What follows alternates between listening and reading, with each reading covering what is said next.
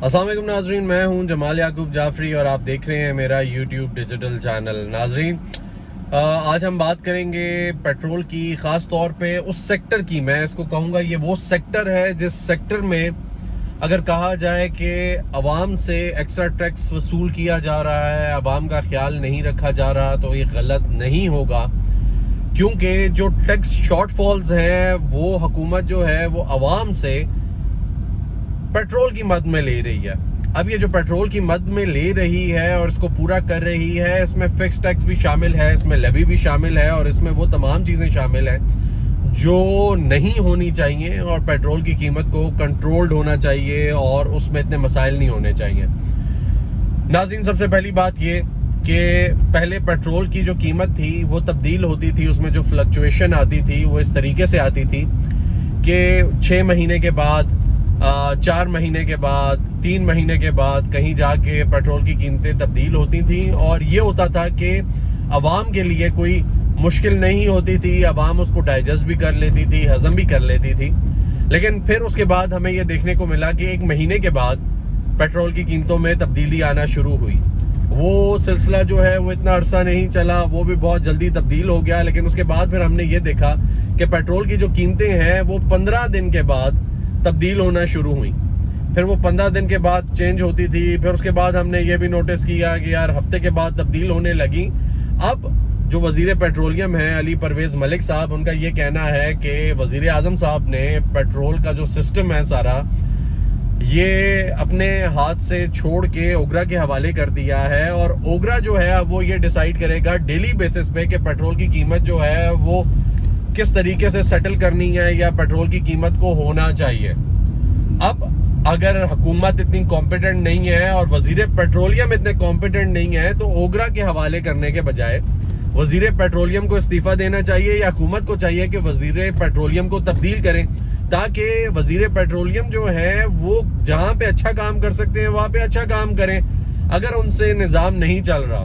کیونکہ عوام نے مسترد کر دیا ہے اس چیز کو، یہ جو انہوں نے نیا سسٹم جو انٹروڈیوس کرایا ہے، اور عوام کا یہ کہنا ہے کہ اگر حکومت جو ہے وہ اس سسٹم پہ نہیں چل سکتی تو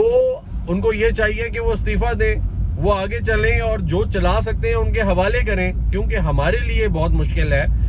جب پیٹرول مہنگا ہوتا ہے یا ڈیزل مہنگا ہوتا ہے تو اشیاء خوردنوش جو ہیں وہ بہت زیادہ مہنگی ہو جاتی ہیں، گھی، آٹا، دال، چینی، یہ تمام چیزیں مہنگی ہو جاتی ہیں۔ لیکن اب اس میں جو ڈرا بیک ہے وہ یہ ہے کہ جب وہ مہنگی ہو جاتی ہیں تو پیٹرول اگر سستا ہو بھی جائے 2، 3، 4 روپے، حالانکہ مہنگا بہت زیادہ ہوتا ہے، تو ان میں کمی کوئی نہیں آتی، ان کی قیمتیں جہاں پہ رہتی ہیں وہیں پہ ہوتی ہیں۔ اور یہاں پہ بھی حکومت کا قصور ہے کہ حکومت نے جو نیچے افسر شاہی بٹھائی ہوئی ہے، جس کو وہ انہوں نے ذمہ داری سونپی ہوئی ہے کہ وہ قیمتوں کو چیک اینڈ بیلنس رکھیں اور یہ دیکھیں کہ کوئی ناجائز قیمت تو نہیں وصول کر رہا، ٹھیک ہے، اور وہ جو آٹا، دال، گھی، چینی مہنگا ہوا ہے یا پھر کرایوں میں اضافہ ہوا ہے اس کو کنٹرول کریں۔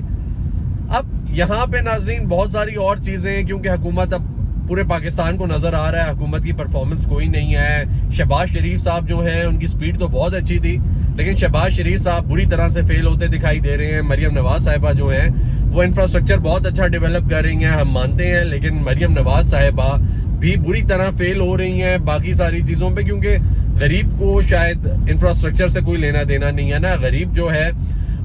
وہ آٹا مانگتا ہے، وہ دال چینی مانگتا ہے، وہ کہتا ہے ہم لوگوں نے سبزی کھانی ہے، جب پیٹرول مہنگا ہوگا تو سبزی بھی مہنگی ہوگی، فروٹ بھی مہنگا ہوگا، تو وہ جو غریب عوام ہے وہ کیا کرے گی؟ تو وہ غریب عوام جو ہے وہ یہ کہتی ہے کہ آٹا، دال، چینی ہمارے لیے سستا کریں، وہ چیزیں سستی کریں جو چیزیں مہنگی ہیں اور ہمارے لیے آسانی پیدا کریں۔ اب ناظرین اسی حوالے سے ہمیں یہ دیکھنے کو ملا کہ مسلم لیگ نون اور پیپلز پارٹی کے بیچ میں کھینچا تانی کا ایک نیا سلسلہ، ایک نیا دور شروع ہو چکا ہے۔ بلاول صاحب یہ کہتے ہیں کہ میاں نواز شریف صاحب جب آئے تھے پہلی دفعہ وزیر اعلیٰ بنے تھے تو وہ دھاندلی کی صورت میں بنے تھے، دھاندلی ہوئی تھی جس کی وجہ سے وہ سامنے آئے تھے۔ پھر اس کے جواب میں نام نہیں لیا گیا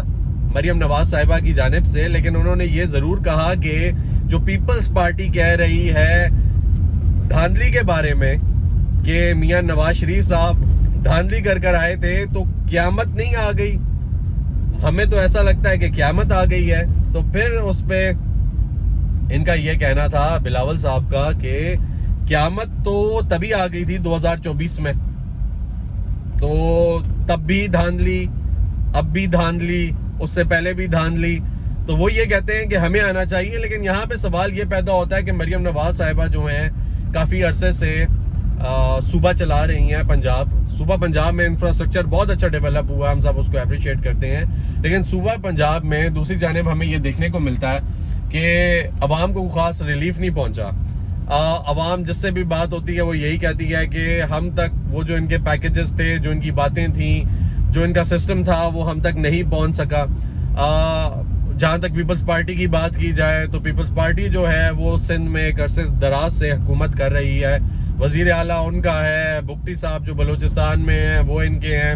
پیپلز پارٹی ابھی کشمیر میں بھی چل رہی ہے. کشمیر میں جو کرنٹ حالات ہیں, جو سچویشن ہے وہ پورے پاکستان, پوری دنیا کے سامنے ہے کہ کس حد تک بری ہے, اور احتجاج بھی جاری ہیں کیونکہ کشمیر کی سچویشن جو ہے وہ آؤٹ آف کنٹرول ہے. تو اگر اوورآل بات کی جائے تو وزارت عظمیٰ کے منصب پہ جو وزیر اعظم صاحب ہیں ہمارے میاں محمد شہباز شریف صاحب, وہ بھی جو وزیر اعلیٰ ہیں مریم نواز صاحبہ, ان کے چچا ہیں, انہی کی پارٹی کے ہیں, وہی ملک چلا رہے ہیں. تو دو اسٹرانگ جو کینڈیڈیٹس ہیں, ایک مریم نواز صاحبہ اور دوسرے بلاول بھٹو صاحب, ان دونوں میں کمپیریزن ان کی جو پارٹیز ہیں ان کا کام دیکھ کے ہی ہوگا, اس کے علاوہ تو نہیں ہو سکتا.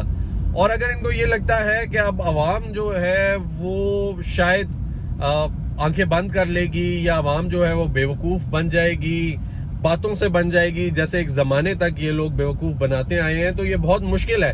ابھی سب سے بڑا ایشو جو ہے وہ ہے پیٹرول کی قیمتیں, دوسرا بجلی کی قیمتیں, گیس کی قیمتیں. یہ جو بلز آ رہے ہیں خاص طور پہ ان لوگوں نے جو ابھی بجلی کے اوپر سے جو ریلیف تھا وہ ختم کیا ہے ان لوگوں کے لیے جو 200 یونٹس تک استعمال کر رہے تھے, تو ان کو ریلیف مل رہا تھا. اب جیسے ہی وہ 200 یونٹ سے اوپر چلے جائیں گے ایک دفعہ, تو پھر ان کا جو بل ہے وہ 200 یونٹ سے اوپر جتنے یونٹس استعمال ہوئے ہوں گے اسی حساب سے آئے گا. دوسری چیز یہ کہ اب وزارت پیٹرولیم کو یہ سوچنا چاہیے کہ آپ جب انٹرنیشنل مارکیٹ میں خام تیل کی قیمتوں میں اضافہ ہوتا ہے, وہ قیمتیں بڑھتی ہیں, تو آپ فوراً سے پاکستان کے بیچ میں پیٹرول کی قیمتوں کو بڑھا دیتے ہیں اور عوام کے لیے مشکل پیدا کر دیتے ہیں. لیکن جب انٹرنیشنل مارکیٹ میں خام تیل کی قیمتیں کم ہوتی ہیں تو آپ کو 15 دن کا ٹائم چاہیے ہوتا ہے تاکہ آپ اس پہ نظر ثانی کر سکیں, آپ جو سچویشن کو مانیٹر کریں, مانیٹر کرنے کے بعد آپ کوئی ورڈکٹ دیں اور پھر آپ پرائسز کو اوپر لے کر جائیں یا نیچے لے کر آئیں. تو اب یہ جو کھینچا تانی ہے یہ واپس سے انہی دو پارٹیز کی شروع ہو چکی ہے. عوام بیچ میں پھسے پسنا شروع ہو گئی ہے. اب فیصلہ عوام کا ہے, عوام اس کو کس طریقے سے لیتی ہے اور کہاں پہ جائے گی. لیکن یہ چیز مد نظر رکھنی چاہیے کہ پیٹرولیم مصنوعات, ملک کے حالات اور یہ دو بڑی پارٹیز کی کھینچا تانی, یہ تینوں چیزیں جو ہیں وہ انٹر ریلیٹڈ ہیں, ایک دوسرے کے ساتھ کنیکٹڈ ہیں. اور کہیں نہ کہیں ہمیں یہ لگ رہا ہے, مجھے بھی یہ لگ رہا ہے کہ حکومت جو ہے وہ تبدیل ہونا چاہ رہی ہے, تبدیلی کی جانب جا رہی ہے. یہ تو آپ لوگ بہتر سمجھتے ہیں کہ